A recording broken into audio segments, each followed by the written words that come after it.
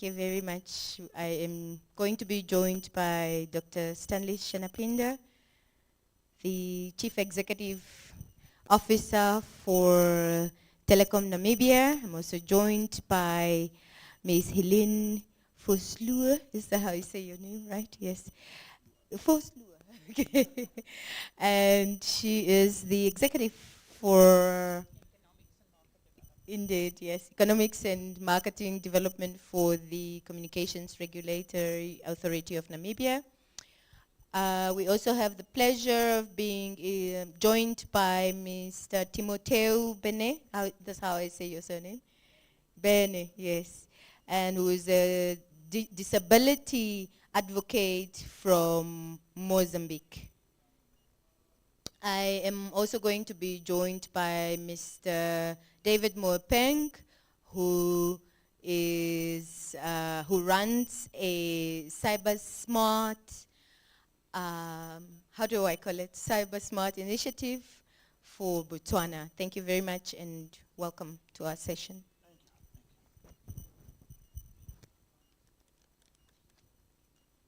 Sorry, just allow me to find my notes. I think I have. As we start, perhaps allow me to just reflect on some of the development on universal service and access funding in Namibia. So in early this year, Namibia launched its long-awaited Universal Access and Service Fund through it being implemented by the Communications Regulatory Authority of Namibia. This signals a new era for equitable digital development in the country. The aims of the fund, we'll be hearing a bit more from Ms. Vosloo, but really this session is delving into this emerging implementation of the framework within the Namibian context and its use as a springboard for a broader conversation about how universal service and access funds can better be structured, financed, and governed across African states. The session will also be exploring how public-private collaboration, civil society, and oversight in regional policy harmonization. So in setting it off, or in starting our conversation, perhaps I would be relying on Ms. Vosloo just for you to set the scene for us. It's been long oncoming with the implementation of the Universal Service Fund in Namibia. Can you explain CRAN's role in managing and implementing the Universal Service and Access Fund? Thank you. It looks like we are using the same mics. Please. Thank you very much, and thank you for inviting me. So Section 56 and 57 of the Communications Act makes provision for the establishment of a Universal Service Fund, which is managed by CRAN, but separately accounted for. And the fund will be funded by levies from the telecommunications operators. Now, in other countries, the Universal Service Fund is used for all ICT services, which means broadcasting and postal services as well. But in Namibia, it is only applicable to the telecommunications sector. So due to litigation, it has taken us a very long time to get this fund up and rolling, and finally last year we were able to start whatever the fund. And the government of Namibia has been instrumental in this, in that they gave us a total amount of 145 million over 4 years as seed funding towards the Universal Service Fund. Now, the purpose of this fund is to provide subsidies to telecommunications operators to make services available in unserved and underserviced areas. And we use a specific methodology for it, which comes from the policy on universal services as well as the regulations. And our first priority is to ensure that all educational institutions and all health institutions have coverage. Now, I don't know if I should delve a little bit more into that. So, unfortunately, coverage is not enough. if you look at universal services all over the world, we're talking about not only coverage but also accessibility. So an accessibility deals with, are the services that we are making available to the communities firstly affordable, and secondly, do I have devices to actually utilize this service that we are making available? Now, unfortunately, CRAN is not tasked with the affordability of devices, although we are engaging some of the stakeholders to try and get a better pricing on smart and future devices. But we are busy with trying to reduce at least the cost that our customers will be paying towards this. Now, I must say, from the money that we are receiving from government, we have it, it's made available on a competitive bidding system, and the first 9 sites were allocated last year, and they will soon be in operation. And so what happens is that the Universal Service Fund is paying all the capital costs towards the towers that are made available, but the operator then has to provide free services for a period of 7 years towards the educational and the health institutions that are covered by this tower. Okay. So what we're doing is we are creating anchor institutions. Right. And by doing this, the whole community has access, but those areas that specifically need the services are then provided for free. Why 7 years is because we've analyzed the operator's financial statements, and we see that they pay off a tower in more or less 7 years. Now, after the 7 years, a new evaluation will be done, and if the tower is still not financially viable, then we will start most probably provide subsidies towards the services in that specific area. Mm-hmm. So that's in short what the Universal Services Fund is doing. Thank you very much for that overview of the implementation of the Universal Service Fund. I now give an opportunity to Dr. Stanley Shanapinda, who I've mentioned is the Chief Executive Officer for Telecom Namibia. Doc, it's been oncoming, and I consider you one of the central people in this conversation. Kindly reflect for us on the role that telecommunications operators plays in advancing a universal service and access funds against the challenges, obviously, that we have faced over the years in implementing the fund for Namibia. I mean, the role of the operators is one that obviously is so critical that without operators, none of the goals of the fund can be achieved. Mm-hmm. Now, the operators in the fund are not opponents. We complement each other.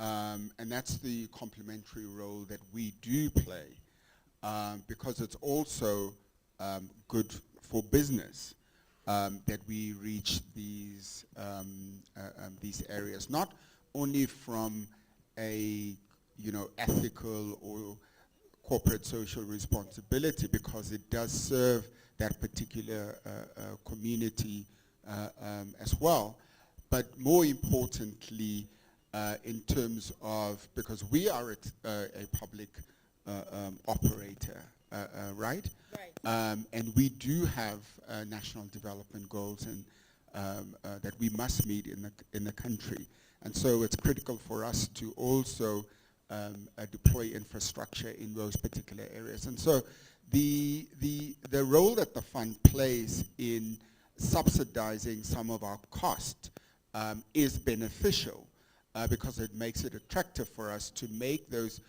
investments which otherwise would be unaffordable to make in those areas. Right. Oh, I thought you were still continuing. Maybe before I move over to our colleagues from the region, it has taken us a bit of time. We had those court cases in up to the Supreme Court at some point.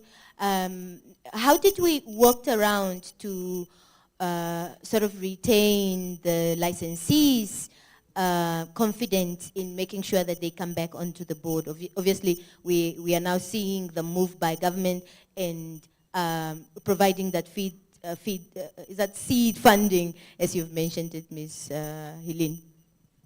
So, yeah, unfortunately, the fund could not be established because of the methodology prescribed in the Act, and that was then challenged by the operators. But I think in the end, it was to the benefit of both the operator and CRAN to go through. Of course, it was very tough for the regulator to survive, but I think what we have in the Act and the regulations now is so strong, and it is to the benefit, because now I, as a regulator, don't need to look at just what is my cost and how I'm going to cover it. I also have to look at what will be the impact on the operator. Is it affordable to the industry to have this specific levy? And I think by government coming on board, it has created an opportunity. From the gap analysis that was done in 2023, we needed 36 towers and to cover all schools and clinics. And by the seed funding provided, we will be able to almost build all those towers under the fund, which now allows for the Universal Service Fund to be used for other technologies. And these technologies include satellite, maybe fiber, to uplift and increase the backbone to sites, to provide better quality services to our communities. So I think in the end it all comes together to ensure that all customers in Namibia have access to good quality, affordable services. Thank you very much. I want to maybe moving on. Okay, it's back on. Definitely back on. Yes, engage Mr. Timoteo Benner. Timoteo, you are coming from Mozambique. Give us your sort of overview how the Universal Service Fund works there, and really in particular with the work that you are doing on human rights related to rights of disabled people and the gap that Universal Service Fund is able to close within that context. Thank you. Thank you. Indeed, I come from Mozambique, and I'm with FAMOD, which is the umbrella of organizations of persons with disabilities.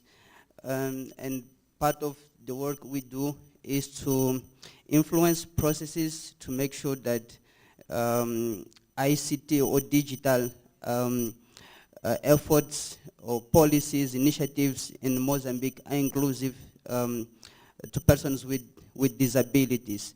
Persons with disabilities have remain largely invisible in development programs, policies, initiatives, and in fact they have limited or no access to employment opportunities, for example, health coverage, access to education, or even ICTs. Likely the Parliament last year approved the Disability Act that introduced this human approach toward disability. However, for ineffective implementation of this instrument, it is necessary to adopt a regulation that basically guide the government on how each right that was stated in the law will be materialized in our country, and we expect government to approve this regulation by October. Regarding the Universal Service Access Fund, we have one established in Mozambique under the Telecommunication Act.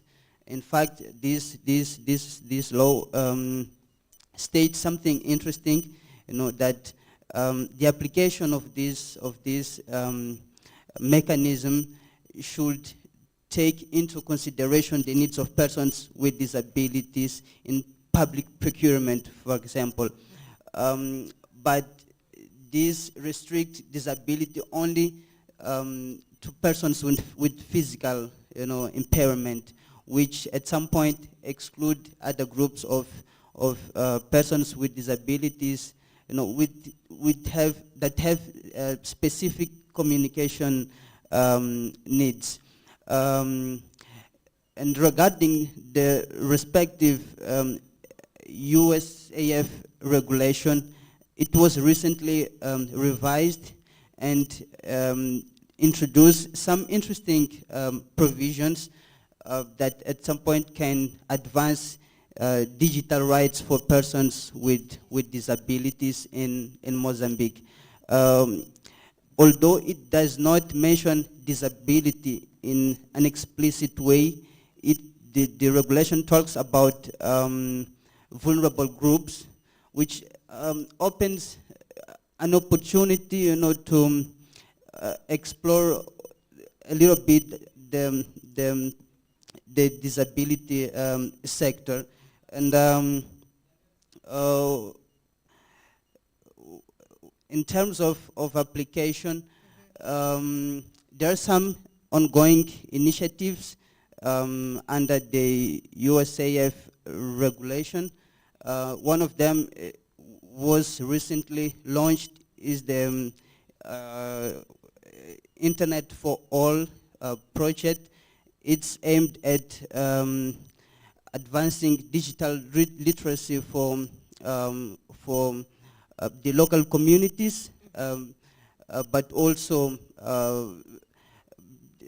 assure that ICT is applied, for example, in education and health sector, but also build or better improve the infrastructure capacity of the country to provide the digital services, including for persons with disabilities. And we has FAMOD, although this initiative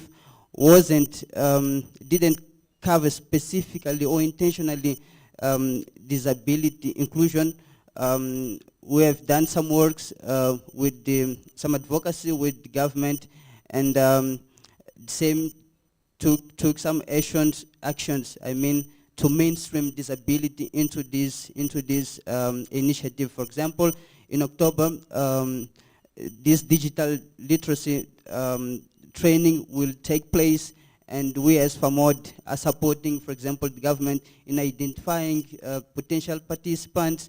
We are providing technical assistance in purchasing, for example, inclusive systems. Someone mentioned, I don't remember quite well, something about accessibility, meaning consider accessibility in terms of affordability and availability of devices, the digital devices. I could also say that when talking about accessibility for persons with disabilities, it is also important to consider the usability of the devices that are provided, the infrastructure that are in place, and this is what we have done with the government, ensure that the computers, the systems, even the infrastructure are sensitive to persons with disabilities. There are the ongoing initiatives, and the challenges are the same. It's about how to ensure that disability is taken into consideration, and how persons with disability effectively participate in this process. Thank you. Thank you very much. As I've mentioned before, we've got Mr. David Mopeng from CyberSmart Botswana. David, Botswana is one of the countries that have also already operationalized the Universal Service Fund, Universal Service and Access Fund. You have mentioned you have been one of the recipients, or rather a beneficiary towards in that operationalization of the fund. tell us about your experience and what are the opportunities within that, and what are some of the sort of lessons or, really examples that Namibia could, take from the Botswana experiences. Thank you. All right. So as introduced, my name is David Mwebeng. I'm from CyberSmart Botswana. We are a non-profit organization that is dedicated to empowering communities with the knowledge, with the skills they need for them to be able to use these tools meaningfully. We looked at the fact that access alone is inadequate in ensuring or in advancing meaningful use. So we conduct public education campaigns, we conduct awareness campaigns, we run training programs for different communities to equip them with the skills that they need for them to be able to put digital technologies to good use. And we work closely with the regulator, the Botswana Communications Regulatory Authority, which administers the Universal Access and Service Fund, and they contribute to our programs through funding, ensuring that as the fund rolls out connectivity, whether it's internet access, whether it's distribution of digital devices to learners in schools, that is accompanied by capacity building to ensure users, be they learners in schools, be they just ordinary members of the community, with the tools they need, with the skills rather and the knowledge they need for them to really exploit the opportunities that are available in digital spaces. So I'll give an example. In Botswana, the fund was established, I think, in 2014. So Botswana was fortunate enough to be one of the first countries in the region, I believe, to establish the fund, and they've done quite a lot. And in Botswana, I think maybe it's different with Namibia, as you had indicated that you're only focusing on telecommunications at the moment. In Botswana, it's across, the communications subsector, broadcasting, postal services, telecommunications, internet services. So they fund even, they construct post offices in villages where the postal services, the National Postal Services institution, Botswana Post can't reach, and they do not have the resources for them to roll out their services to such places, as well as funding the rolling out of transmission services of independent or private broadcasters, radio stations and television stations. So I truly believe they're doing very well in that regard. Even rolling out, open Wi-Fi networks in public facilities, like whether it's hospitals, whether it's clinics, whether it's community centers in rural areas, in remote areas across the country. They are focusing on that. But what they have also done is to make sure that we capacitate, even though I believe more could be done. I think we focus our resources on access more than we focus on capacity building. I think no more needs to be done in that regard to make sure that people are equipped and are empowered for them to be able to put these tools to good use. I'll give an example. Through CyberSmart Botswana, we focus on two areas. Digital skills for social and economic advancement. Directing communities to entrepreneurship opportunities, to educational opportunities, to job opportunities that are available in digital spaces, that especially young people, that they can take up and create livelihoods for themselves. But also ensuring that people are equipped with the knowledge for them to be able to navigate digital spaces safely through the awareness campaigns that we run, sensitizing communities about cybercrime, different forms of online harms, and educating them on how to use digital technologies, the internet in particular, safely and responsibly, so as to ensure that, we don't end up, with these tools that are meant to, help communities move forward. We don't end up now harming communities and users more. Knowledge is essential. Knowledge is important. Access alone can't drive meaningful use. Thank you.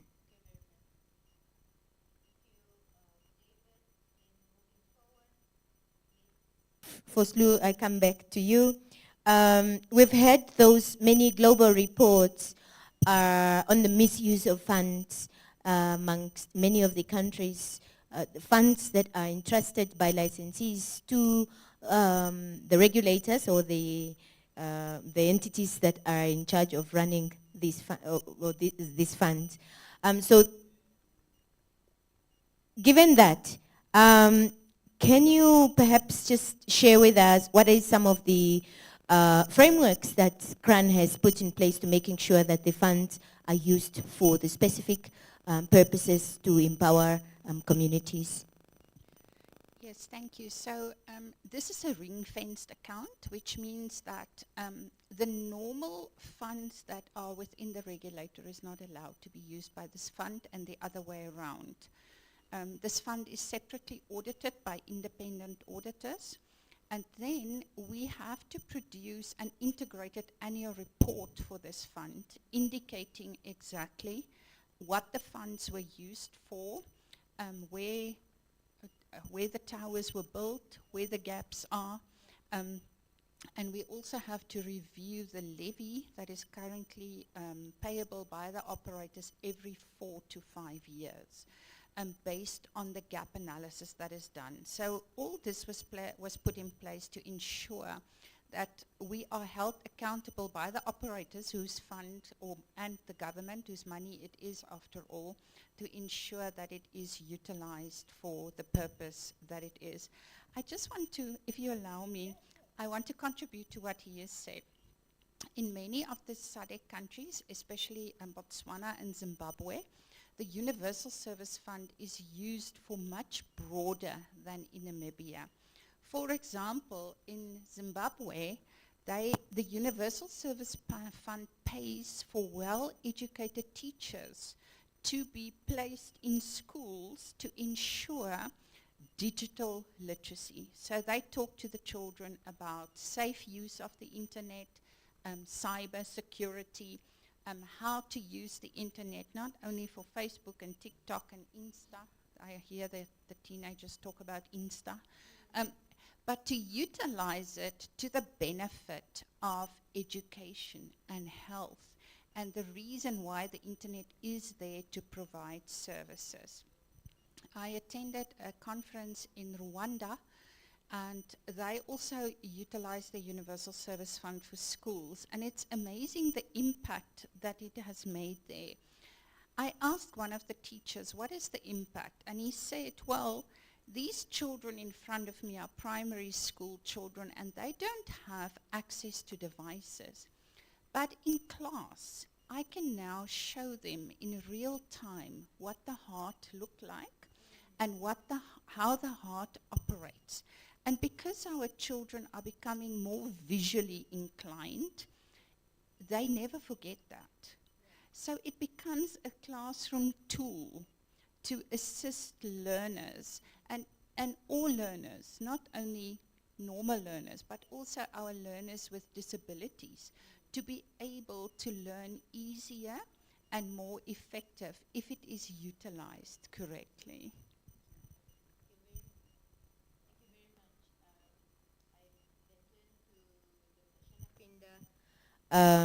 Doc, it is evident there is serious infrastructure challenges within Namibia when it comes to telecommunications. A number of reports, for instance, have indicated ailing infrastructures for some times. What are some of the practical challenges in network expansion that you face as a telco to serve underserved rural and peri-urban communities? Thanks. There's quite a few, right? Let's start firstly with the remoteness of a particular a village or a particular community. Namibia's got over, 820,000 square kilometers in size, a population of 3 million people, where density is, very, very, very low. And so when you do roll out to communities of, 5,000 people, less than that, you've got to travel long distances to be able to erect a tower. Then you need to backhaul all the way back to Windhoek, for example, with many hops along the way, and those can easily be 800 kilometers that you need to do. So that already adds a cost. What technology do you use? Do you use microwave links? Do you use fiber? And what is that wireless connection that can actually sustain a 4G quality of service? And then you've got terrain, okay? You've got high mountains, you've got areas that are low-lying.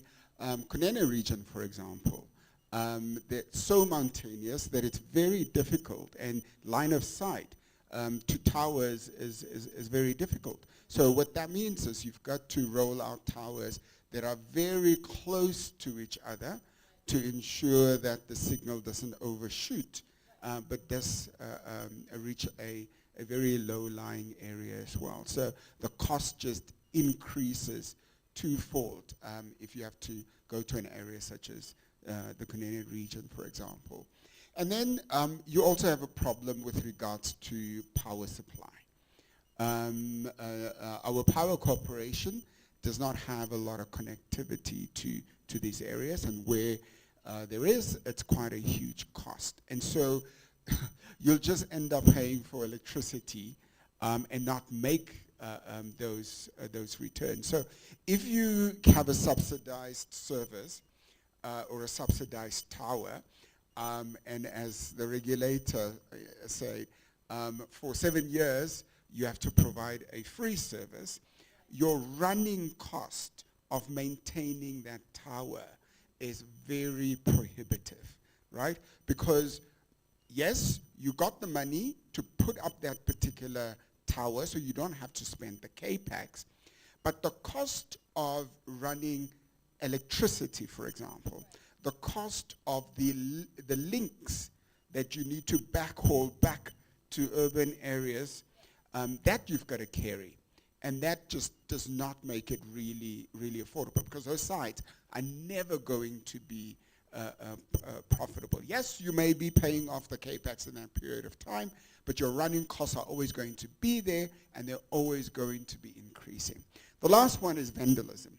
Because a lot of these areas are remote and in areas that are sparsely populated, it makes it very difficult to monitor and secure those sites. So if you look for an alternative solar power site, for example, the tower goes off, and then you've got to take a bit of a while to get there to go and repair it. If you do a fiber connection, then some farmers will chop off the poles, and then next thing you know, the wire is lying on the ground, and it takes a bit of a while to pick that up, get reports, and then you've got to go out and do repairs and maintenance. So your ongoing cost is the real challenge. Thank you very much for just laying out some of those challenges, Doc.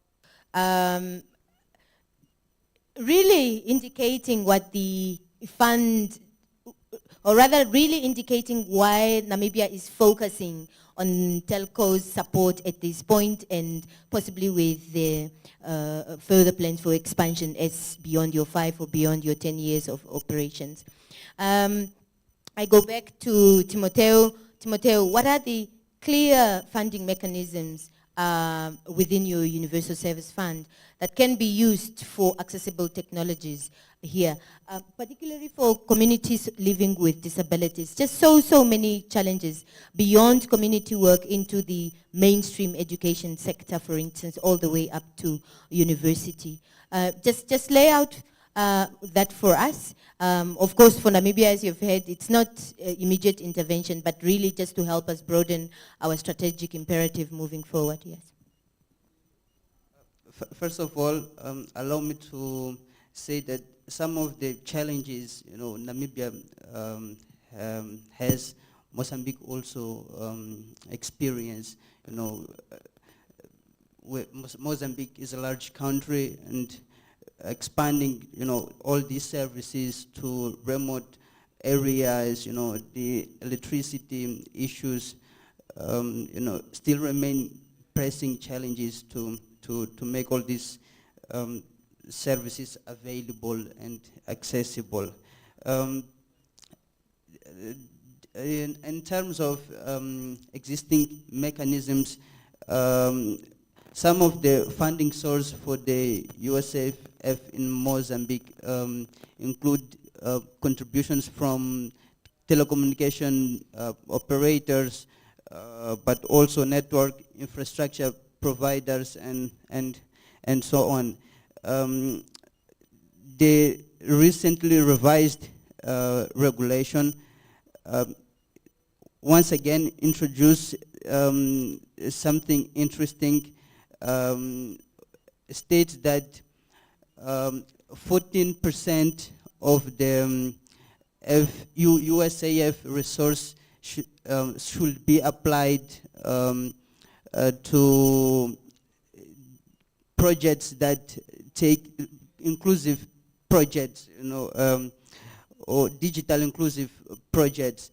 And although the regulation does not state explicitly something about disability inclusion, we can explore this mechanism and make sure that this 14% cover or applied for initiatives like, for example, procurement and distribution of assistive devices, but also this fund or these mechanisms could be used to fund digital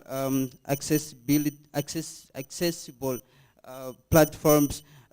Just to give an example, now we are required to register to have an ID, and the question is how accessible these platforms are for persons with disabilities. And I think that part of these fundings could also be allocated to cover these expenses and make sure that the government platforms, including websites, are accessible for persons with disabilities. Last but not least, these resources could also be used to build capacity of persons with disabilities so that they can use ICTs and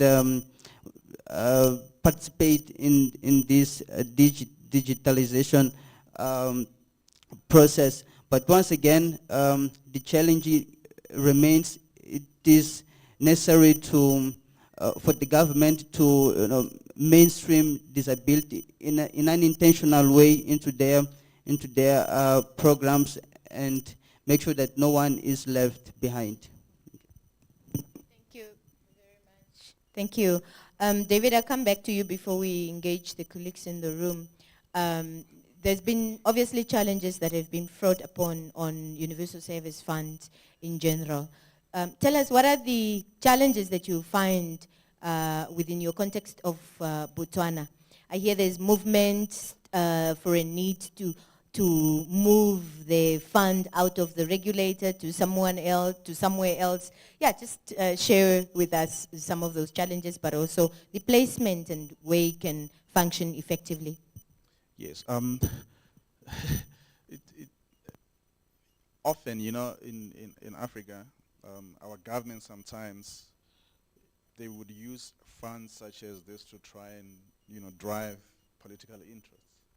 And what we have seen is the Universal Service and Access Fund in Botswana has been doing very well over the years. And I remember there was a time where there was talk behind corridors, though, of wanting to move the fund somewhere where it can be controlled. It can, where government can have direct control, because currently it sits under the regulator, and it has a separate board that runs it, although it is administered by the regulator. So those can be some of the challenges, political interference, because it is seen as a tool that can be used to drive our political interests. Such an example, making sure that they dictate where services should be rolled out, which schools, in whose district, things like that, in whose constituency, such things. We need to be very cautious and careful in terms of making sure that our funds are protected from such interference. But this is Africa. A road would go to somebody's constituency. Sometimes a hospital can be built in somebody's constituency because he has power to dictate. So, but I'm just. They belong into the right political party. Yes. But we know in the digital era, digital capacity, competencies is such a powerful tool that can take our societies to the next level, making sure that we are also part of the global digital economy. And hence we have forums like this, and making sure that the people are not left behind, and all these other issues. We must always be cognizant of the fact that we do not want at the end to be dictated in terms of who should benefit and who shouldn't benefit. I think the common theme in FIFA Africa this year is internet should serve everyone. Right? Thank you. Thank you very much. Perhaps just giving an opportunity to any member of our participants in the room to ask any questions. Thank you very much. See Asan here, please introduce yourself and just engage. Sure, thank you very much. This has been a conversation I'm particularly interested in. My name is Arsene Tungali. I come from the DRC. The Democratic Republic of Congo just established the USF, and I was really curious to be part of this conversation, and I've learned a lot. So thank you very much. So I have a few questions, and Mrs. Moderator, please allow me to go with them. And the first one will be to Madam running the USF. I loved the way you said that the funds are managed by the regulator, but separately audited or something like that. So the money is not like part of the regulator's regular operations, which is somehow positive. So my first question to you will be, how much do telecoms give to the funds? Because for the DRC, for instance, it's like 3% annually. 3% of their 3% of their annual turnover per year that they give to the funds. So I would like to know how this works here.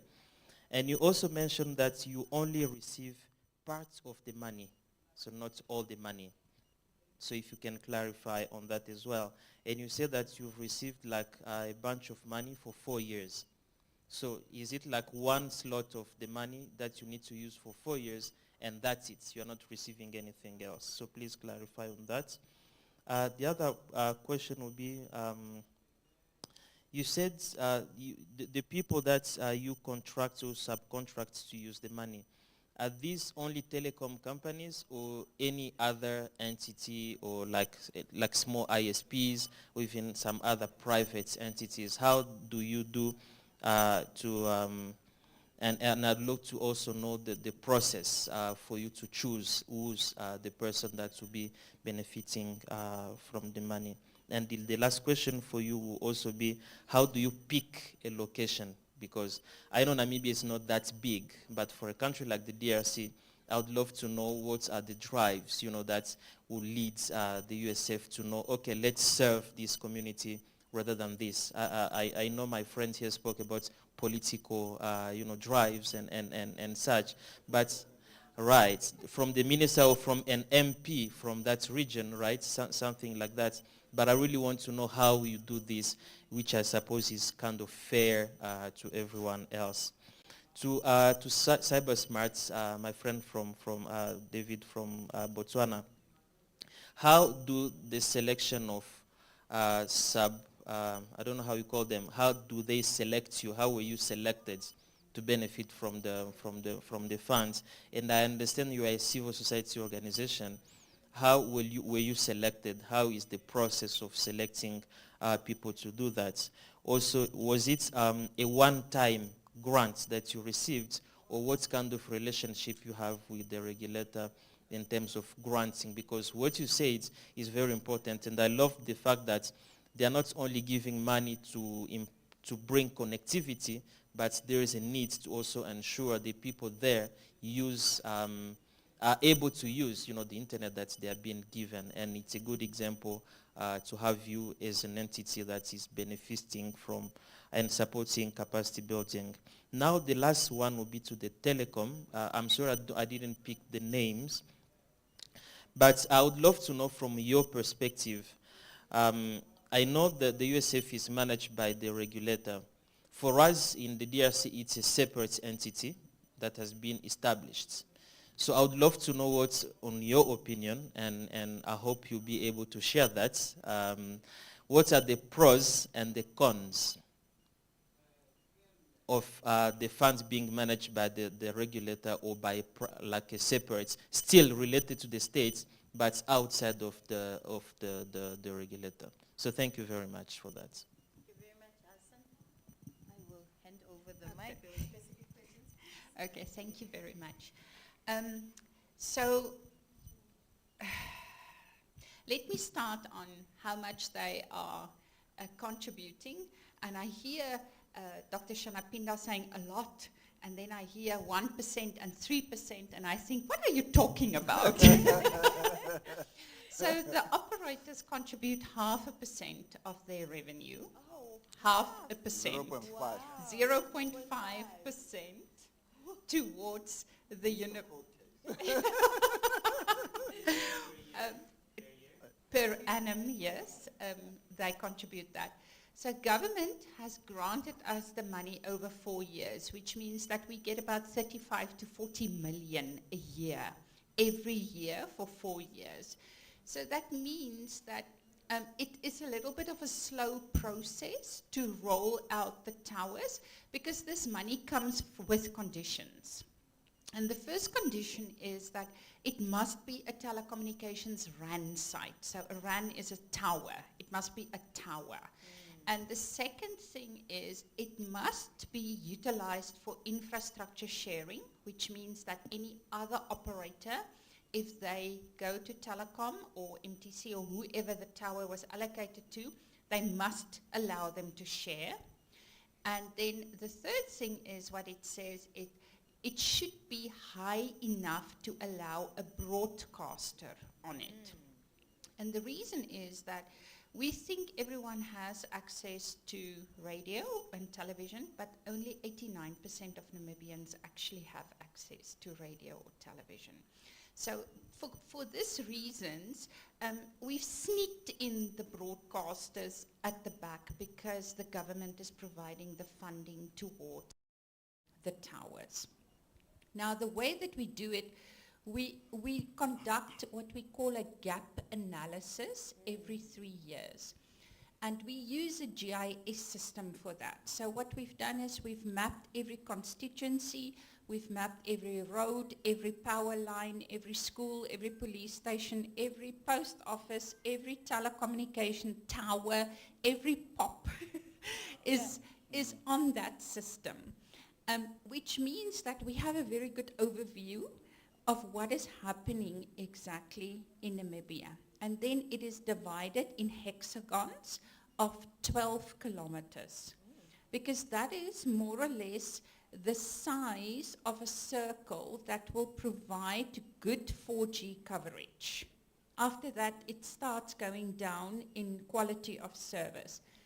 The first thing that we look at is how many people live in an area where there is no tower. So we also do the population, we also map the population in real time.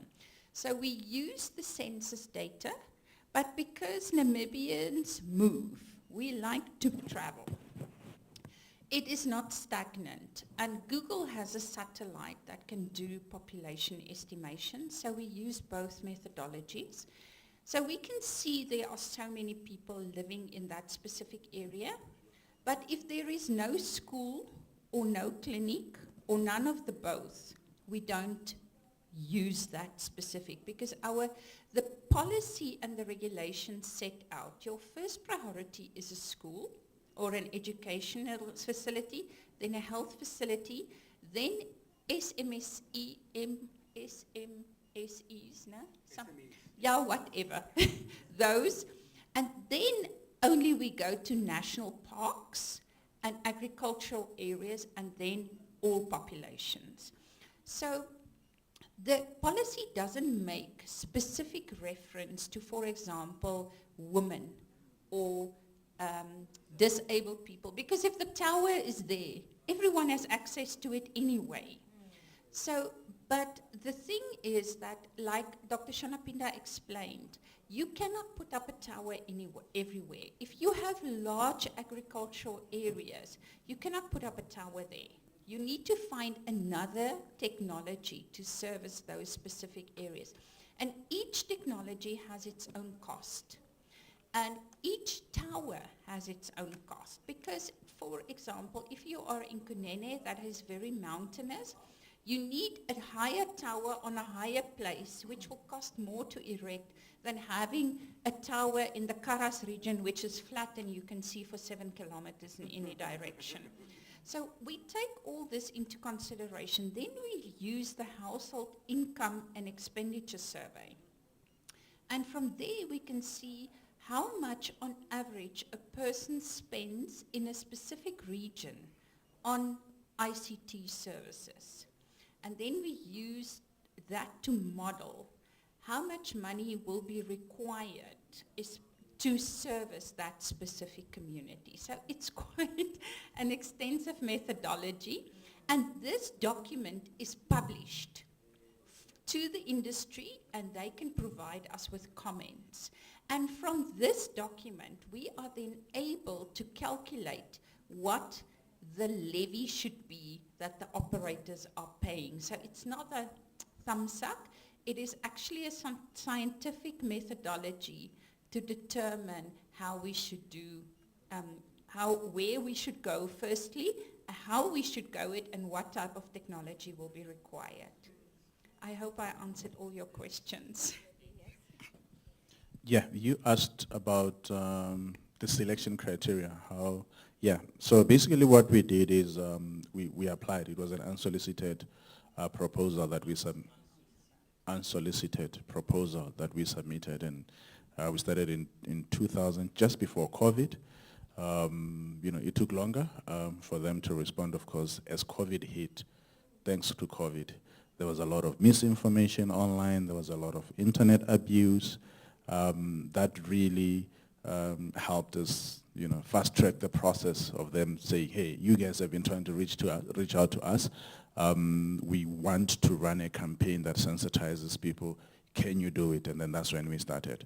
And then we also have a partnership with the Ministry of Education, so we conduct outreach activities in schools. And that's how they also reached out to us after noticing that we had a wider reach in school. So we have a program already that exists that they can just, ride on. Thank you. I think I missed one of the questions, if you allow me, and that is, how do we select the operator? So we utilize a competitive bidding system. We tell them the following towers have to be built at the following locations, and you have to do this and that and the other, and we are actually currently busy with a bidding system, It's an open national bidding, but you have to have a telecommunications license and you have to have spectrum. So any operator can come to us and say, we want to build this tower, this is what we think it will cost. And of course, we look at both what is the cost of that tower, are you providing the services that we requested, but what are you bringing to the table here? And then according to that, we allocate the towers to the different operators. So it's a competitive bidding system that we utilize to do this. And we do this for two reasons. The one is to get the least cost proposal, but also the whole Communications Act is about competition. So we cannot go to Telecom Namibia and tell Telecom Namibia, you have to build 36 towers, because it is not fair towards all the other telcos in the country to do so. And therefore, it's a competitive bidding system. Thank you so much. Thank you very much. Got two. Okay. First, Doc, and then we've got two more questions. Okay. I'll be brief. So the one thing that operators hate more is expenses and cost and running cost, right? So we will we will appreciate and we will support a structure that that is less costly on us. The second thing is, what operators hate the most is red tape, compliance, and we'll support a structure that's less regulatory on us. What then happens if you've got two separate entities or many regulatory entities is that you get caught up with trying to figure out what you must comply with when these various policy initiatives and goals clash.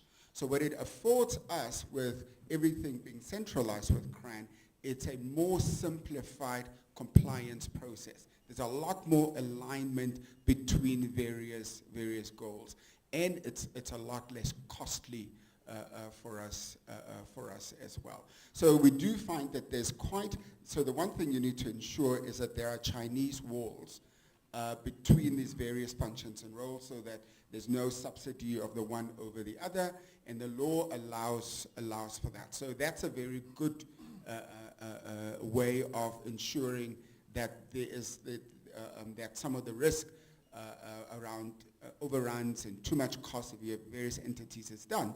And so it's the same number of people, a bit more, but then what you would have if you were to set up a complete separate entity. Because the other thing is, in Namibia, you've got state-owned enterprises, which, whether they are regulatory or commercial, that has a whole different process that they need to follow. And then those aspects will then impact your operations as well. So here, we've got one regulator, complies with all of those, least impact on us from a cost and a regulatory burden perspective. I told him to say that.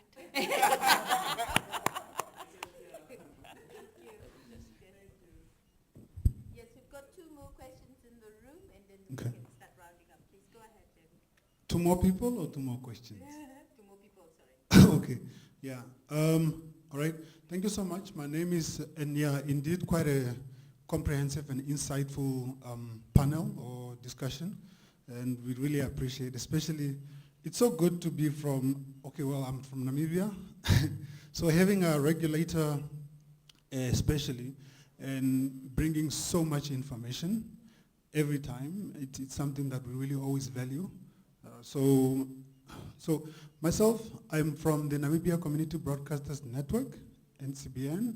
Of course, we've got, this is a voluntary association or umbrella body for community radios. And, you know, in Namibia, at this time, I think we have run about 13 licensed community radio stations. Of course, there's so much dynamics and viability issues. And this is where the Universal Access, the Universal Service Fund actually comes would come very handy for community broadcasters, because access to information is a need for the broader part of Namibia, or the whole entire Namibia. And access to information is not only made or provided by telecommunication. I think the media actually plays the biggest role with regard to that. So, and this is why I appreciated this morning now to hear from other countries that the Universal Access Fund actually is very broad and it covers various other sectors, or not sectors, but elements. So now, maybe my question then is, like, what are the possibilities for Namibia to actually broaden who benefits from the fund? And obviously, I'm speaking from a radio or media perspective, to be specific. Because also, let's keep in mind that with broadcasting or with media comes infrastructure. So the line is very thin there. We could easily also claim benefits to that, but we are not provided for. If I have to take a case, for example, Ohangwena Community Radio, which is no longer in existence because obviously of different challenges or dynamics, but when they established the radio station, they opted to put up their own tower so that they can broadcast from site. And if we had such provisions to benefit from the fund, we all could. And then that leads to, that's my first question, what are the possibilities? And then, at the moment, can community media actually apply to, okay, it's already a no, okay? But maybe then it's going to be covered by what the possibilities are. And my last one, my last one, this one goes to Dr. Shanapinda. Of course, being from the telecommunications company, we know that Telecom have actually established or acquired Powercom, which is the subsidiary of Telecom, I think, with regard to the infrastructure side of things. But I want to know from yourself whether Telecom or Powercom is really doing diligence to the infrastructure sharing policy, making it easy for us as broadcasters to actually benefit also from those. Because in some cases, I would take also, for example, Karas FM has been in a pull and push there with Powercom in Keetmans, because when you ask for sharing, the first thing you are presented is a cost or a price that you must pay. It's also the same with NBC. When you try to get space on the tower, the first thing that you presented is how much you must pay. So maybe the regulator that side could look at it a bit later, but I want to hear from Dr. Shanapinda how Telecom Namibia or Powercom actually makes it easy for us to be able to share the infrastructure. Thanks. Thank you very much. We have one more question. The back. So, good afternoon to everyone. My name is Peter Kane. I'm from Liberia. And I stand to be corrected. 78% of your, in terms of digital divide, I'm looking at communication sector, 78% of your population in terms of schools do not have access to ICT in terms of internet connection. Is that true? And if it is true, I do want to know in terms of Universal Access Fund, what are you doing? Because I realize you are focused on infrastructure. If infrastructure will be the key, then what about the people who benefit for the infrastructure as well? Because you look at the man from the radio sector, the radio broadcasting sector, his comment about support for infrastructure was like no. So if the fund is being geared towards universal access, it means inclusion is the key factor. What can you say that in some years to come, not only broadcast, but in terms of schools connectivity, the youth in terms of digital literacy, what would this fund from Namibia perspective would do in the days to come or few months to come? That's my Thank you very much. Just assessing if there's any other further questions so we can wrap up the question round and hand over to our panelists to respond also immediately then. Okay, thank you very much.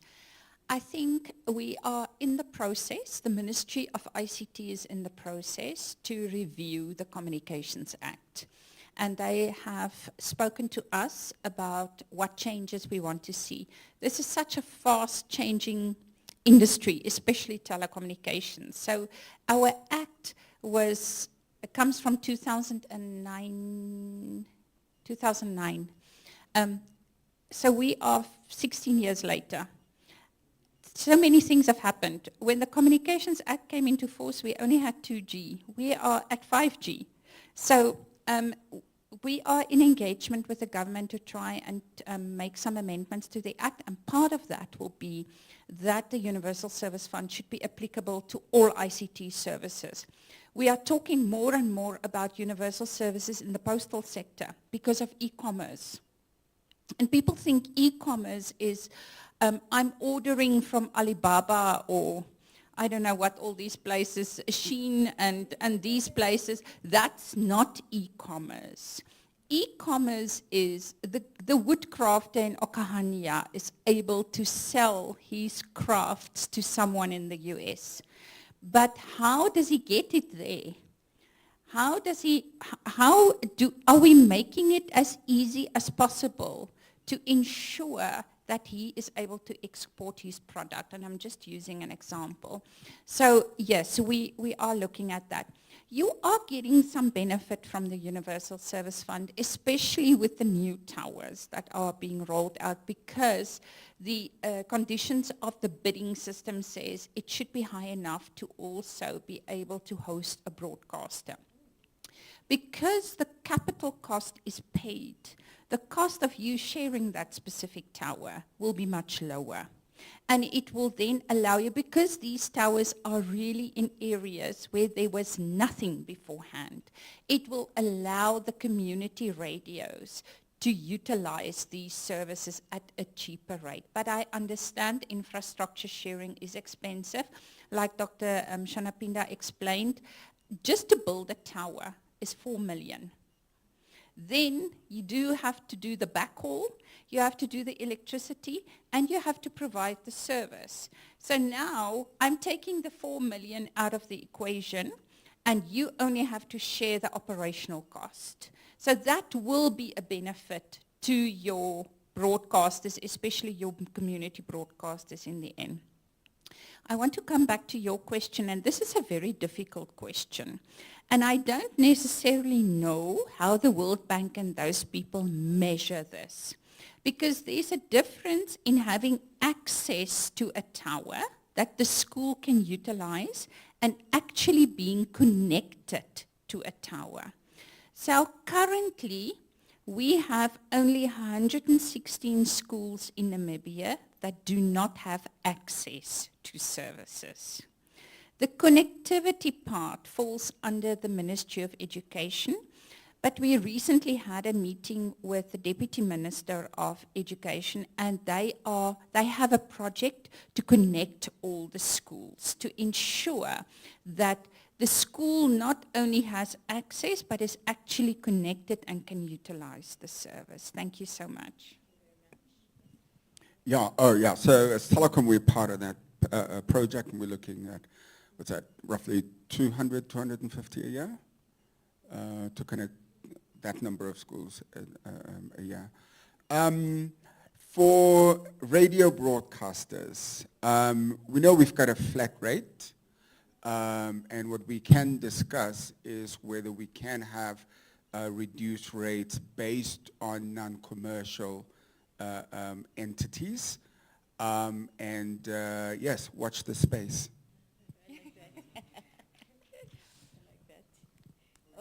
Was there any other question that is not answered? Thank you very much.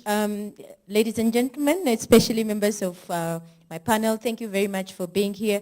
Maybe in wrapping up this conversation, just your last round, help us understand what your your work look like for the next 5 years, 10 years for CRAN as part of implementation of the Universal Service Fund?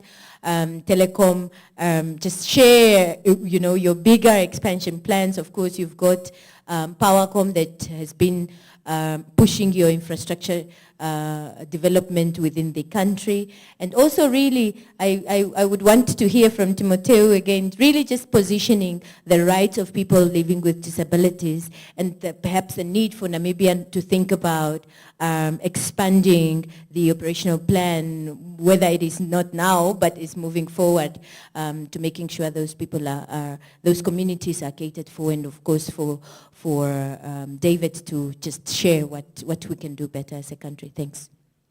Yeah, my last point really is let's be people-centered in our approaches to digital transformation. Access alone is inadequate. In fact, access that is not underpinned by people empowerment in terms of knowledge and skills, it's dangerous, because we risk giving people tools that they don't know how to use meaningfully, and those tools can end up harming them.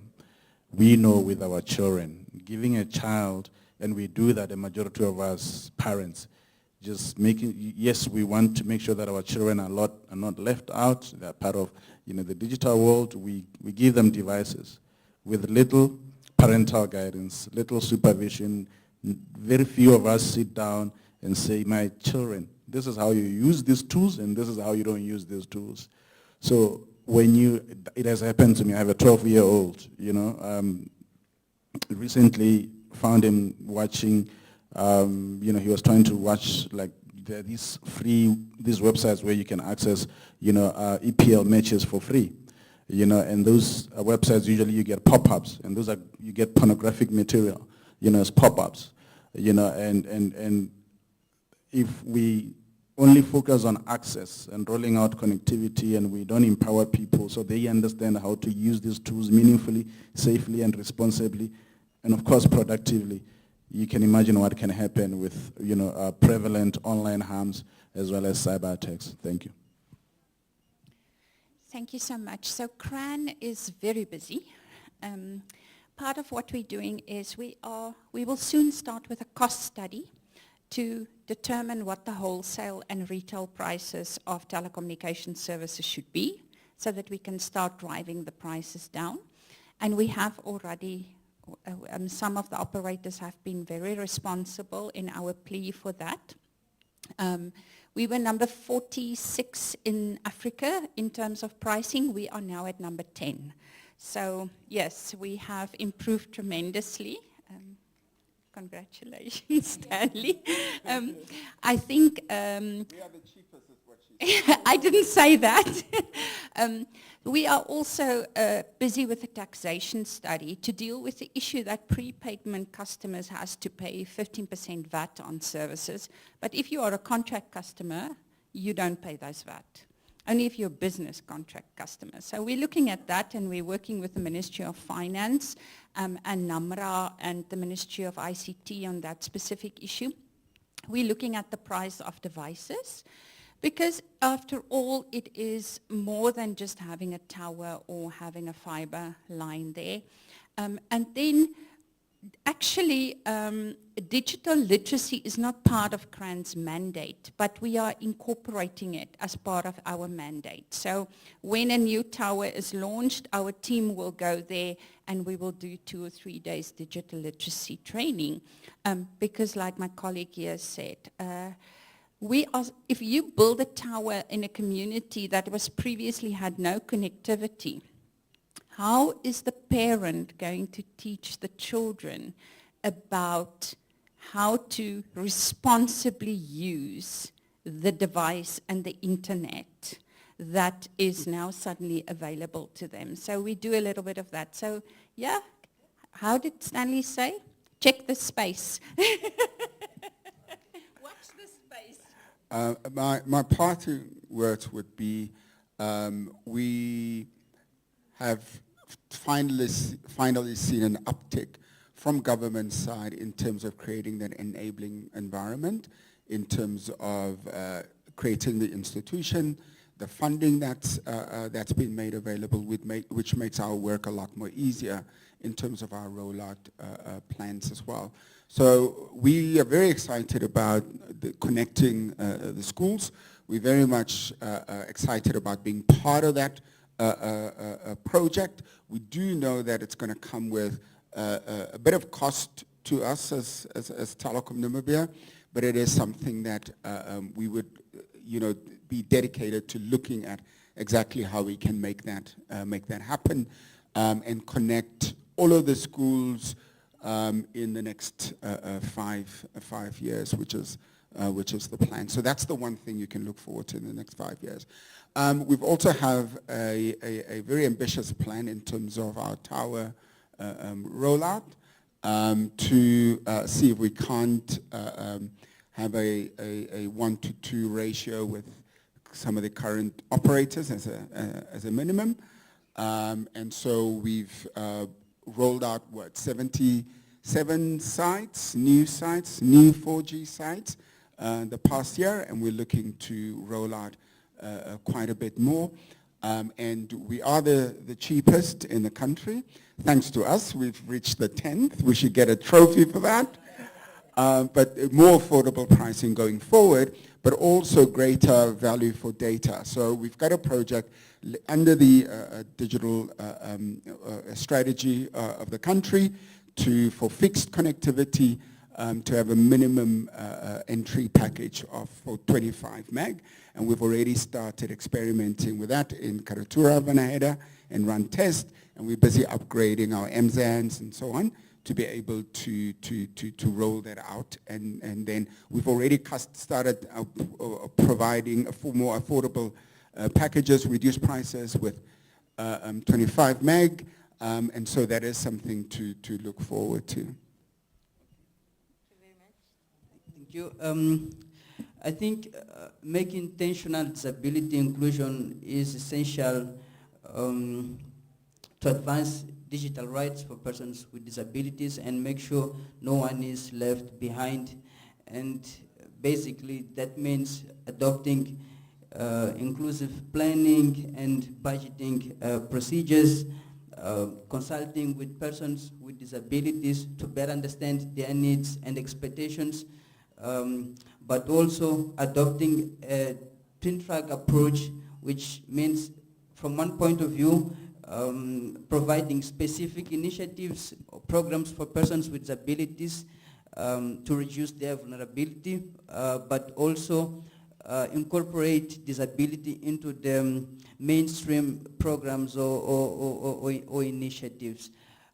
We as FAMOD, which is the umbrella for the organizations of persons with disabilities in Mozambique, are very much excited and interested in keep working with the government, private sector in supporting, collaborating and supporting, their actions aiming at incorporating disability in all efforts. Thank you. Thank you very much. Thank you very much to our participants and our panelists.